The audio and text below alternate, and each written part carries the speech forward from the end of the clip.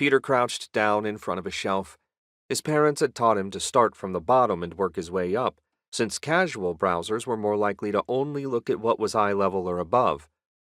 Book thrifting was a family hobby, hunting for specific covers or out-of-print books in the cities they visited.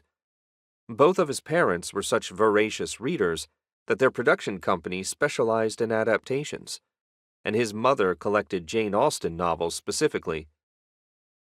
Charlotte Parker had enough money that she could have hired someone to find them for her, the way some of their friends had art buyers, but she liked to find them herself or get them as gifts so each one had a memory attached. That was what he was hunting for, an Austen his mom didn't already own. A pair of cheap knockoff Doc Martens caught his peripheral attention. The owner of the boots was stretched up on their tiptoes, reaching for something, but he was fixated on their feet. The heel on the right boot was separating from the sole, and it took every ounce of self-control Peter possessed to not see which of his fingers would fit in the gap. People didn't like having fingers randomly shoved into their gaps. Focus. He needed to focus. He tore his eyes away from the derelict boots and trained them firmly on the shelves in front of him. There was something special in this shop. He could feel it. It made the skin on the back of his neck prickle and his toes clench in his shoes. Peter's eyes trailed upward, quickly scanning spines, pausing on the ones that were almost too cracked to read. Spine cracking was a sin, according to his mother. When he spied the red leather spine, with the title engraved in gold letters, his heart quickened. He had seen this edition of Emma before, but never in such good condition. If the rest of it looked like the spine, he'd found a diamond in the rough.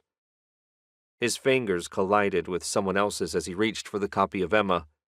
Electricity shot up his arm and sparks crackled in his blood.